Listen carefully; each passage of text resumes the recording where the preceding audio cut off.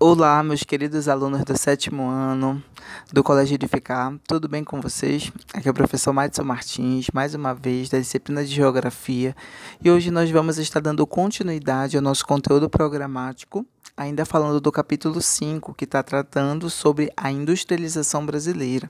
Lembrando que no nosso último vídeo nós fizemos uma introdução falando desse processo e destacamos que, dentre os pontos importantes, a industrialização no Brasil ela ocorreu de forma tardia quando comparada com aqueles países que iniciaram o processo, né? Por exemplo, com a Inglaterra, Estados Unidos, Alemanha, França.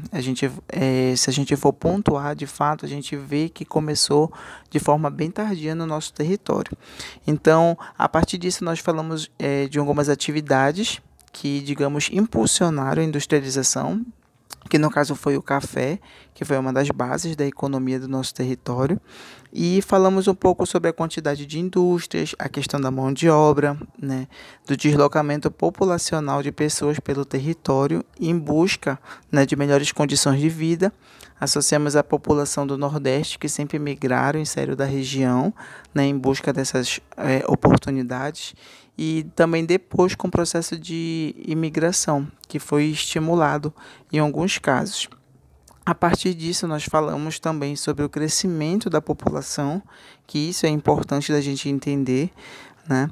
E também falamos desse crescimento associado à questão da industrialização ao crescimento urbano. Tanto é que nós enfatizamos um tópico que fala sobre a passagem, né, do agrário ao urbano industrial, que a gente sabe que ocorreu muito o êxodo rural, aquelas pessoas que saíram dessas áreas ditas agrárias, né, do meio rural, para tentar a vida no ambiente urbano.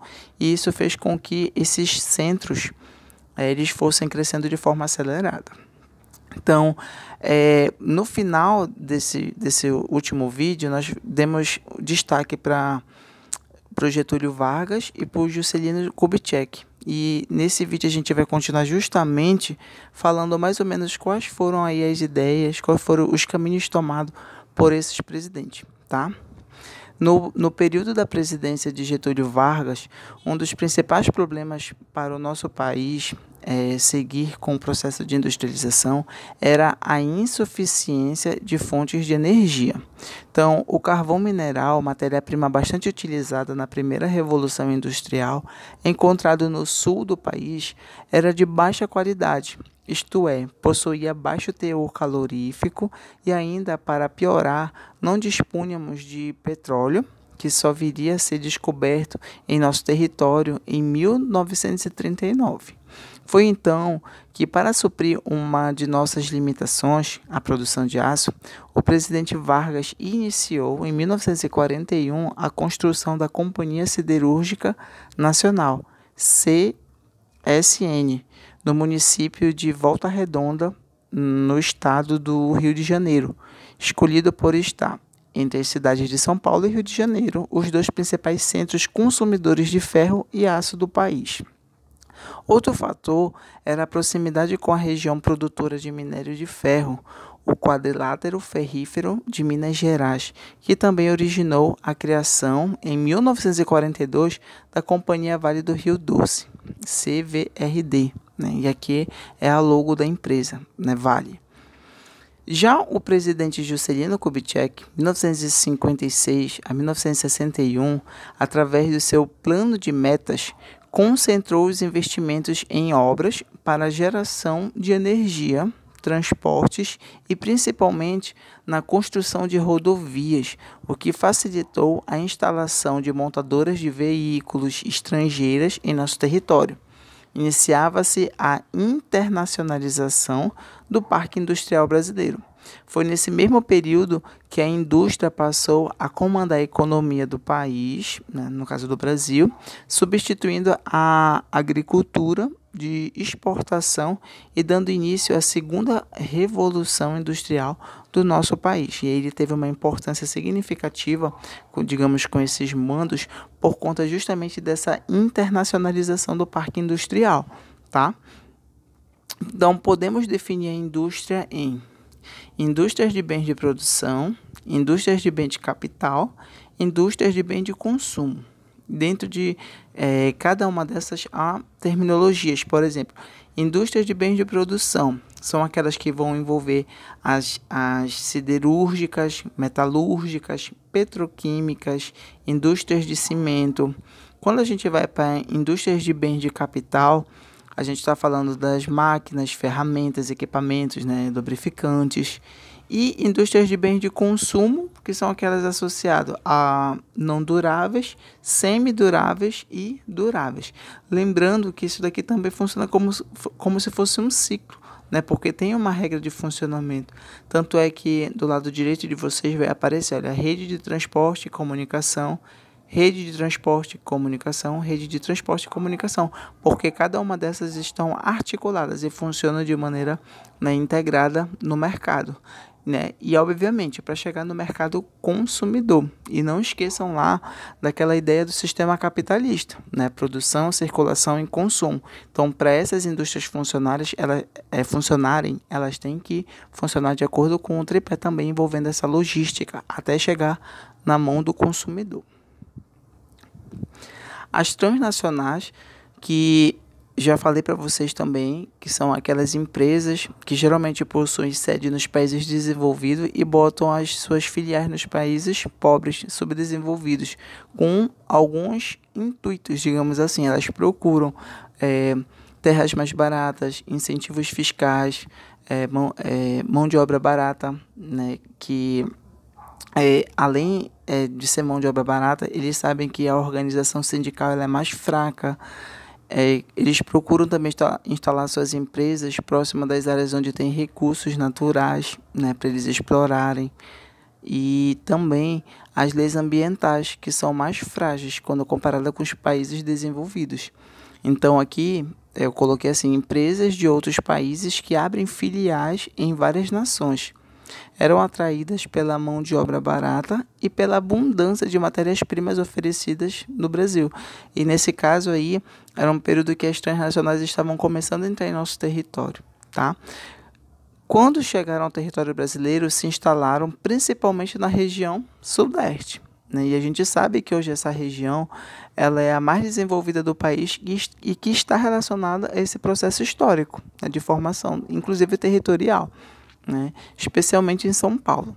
A concentração de indústrias nessa cidade foi tão grande que permitiu um rápido desenvolvimento industrial que, aos poucos, atingiu os municípios vizinhos, como Santo André, São Bernardo do Campo, São Caetano do Sul e Diadema, o chamado ABCD paulista e a Baixada Santista, formada por Santos, Cubatão e outros, transformando essa área na região de um dos mais importantes e completos parques industriais da América Latina e do Hemisfério Sul. Então, como é que se dá essa... Aí aqui, nesse tópico, aparece a distribuição espacial da indústria. E eu coloquei um mapa associado às empresas, que dá para a gente entender mais ou menos também a logística. Por quê? A gente vai ver nitidamente que a concentração industrial, né, das empresas ela aparece nitidamente na região sul e sudeste, principalmente na região sudeste, e que está relacionado com o processo histórico, né, principalmente da vinda das transnacionais, a questão de algumas atividades econômicas, como o café, que propiciaram, né, digamos assim, a construção de uma infraestrutura mais adequada para justamente ter a produção, uma circulação, ter o escoamento de uma produção, tá? E quando a gente olha as outras áreas do nosso território, aparece como se não tivesse tanta ênfase, de fato é, né? A gente vê que na região norte, por exemplo, aparecem áreas que têm empresas, obviamente, tem indústrias, mas quando comparado com a região sudeste e sul, nem tem, né, uma grande ênfase. São poucas, tá? E a gente percebe aí também que essa concentração industrial ela aparece bem próxima do litoral. Não esqueçam da importância dos portos, que era para escoamento, né, da produção. A concentração espacial da indústria no Brasil encontra-se na região sudeste. A partir da década de 1930, sob a liderança do estado de São Paulo, a região concentrou o processo industrial, aumentando a distância entre ela e as demais regiões. Em 1970, a concentração no Sudeste alcançava 80,7%, isso falando da década de 70, né, da produção do país. E os 19,3% restantes estavam distribuídos assim: Sul, região Sul, no caso, 12%, Nordeste, 5,7%, Norte, 1%, Centro-Oeste, 0,6%. Nesse início do século XXI, a região Sudeste encontra-se apenas com cerca de 50% dessas indústrias, e que do mesmo modo ainda é um número muito elevado, porque a gente está falando aí de metade, né? Tudo concentrado ainda nessa região Sudeste, que é a dita mais desenvolvida do país, tá? E lembrando que hoje o Brasil ele passa também ainda pelo processo de desconcentração industrial, né? Quando a gente olha uma melhor fragmentação, quando a gente fala assim, olha, não é mais 80,7%, né, constituído ali só naquela região. Então a gente sabe que está tendo uma melhor distribuição dessas indústrias, dessas empresas pelo território. Então por isso que entra o termo, né, desconcentração industrial. Nos últimos 30 anos, o que tem caracterizado a economia brasileira e particularmente o setor industrial são sua desconcentração industrial e distribuição pelo interior e pelas várias regiões do país. Desde os anos 1970, tem ocorrido uma relativa desconcentração da atividade industrial da região Sudeste, que contava com cerca de 80% do Parque Industrial Nacional. Hoje, tem menos de 50%. Essa distribuição das indústrias pelo território brasileiro ocorre tanto no sentido das capitais para o interior de cada estado, quanto no sentido do Sudeste para o Sul, o Centro-Oeste, né? O Norte e o Nordeste. A região Sul, pela proximidade com a Argentina, Uruguai e Paraguai, países que junto com o Brasil e Venezuela compõem o Mercosul, aumentou sua participação para 29%. Dentre os principais, no caso, motivos para que ocorresse essa desconcentração, em geral baseado na redução dos custos industriais, estão a oferta de mão de obra qualificada fora da região Sudeste, no geral com menores salários, né? Isso daí é um atrativo para os grandes empresários. Os incentivos fiscais, que é muito forte, né? Ofertado por outros estados e municípios, denominado de guerra fiscal, que é quando o estado ele começa a baixar tanto a questão desses incentivos, né, dos impostos, que os empresários eles acabam optando por essas áreas, né, em detrimento daquelas que já estavam no mercado. Então, isso daí é um ponto também para que haja desconcentração. Abandono de áreas tradicionais, de elevados custos de produção, porque quando, por exemplo, um empresário ele vai tentar abrir uma indústria, se for numa área que é dita tradicional, né, que tem um contexto histórico ali, até mesmo de formação, a gente sabe que as terras elas vão ser muito caras. Então, eles vão procurar, né, outros locais que sejam mais acessíveis. Isso é um ponto também, né? Uma menor organização sindical dos trabalhadores nas cidades de pequeno e médio porte, o que permite manter baixos salários ou contratação sem registro em carteira de trabalho. Que quando a gente fala dessa organização sindical, a gente fala dos sindicatos, né? Nos centros urbanos, digamos, com maior ênfase ou com maior destaque, essas organizações elas são bem fortes, né?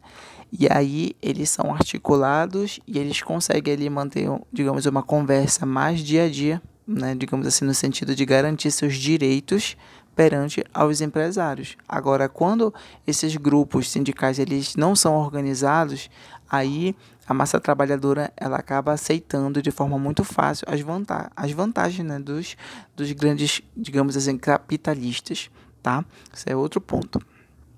A inserção do Brasil na terceira revolução industrial, né, nos anos de 1990, o setor industrial sofreu um forte abalo com a abertura do país à economia mundial, iniciada no governo de Fernando Collor, 1990 a 1992. O setor industrial se manteve em queda na participação do PIB devido à redução de impostos de importação que permitiu que produtos estrangeiros entrassem mais baratos em nossa nação e, consequentemente, aumento do número de desempregados.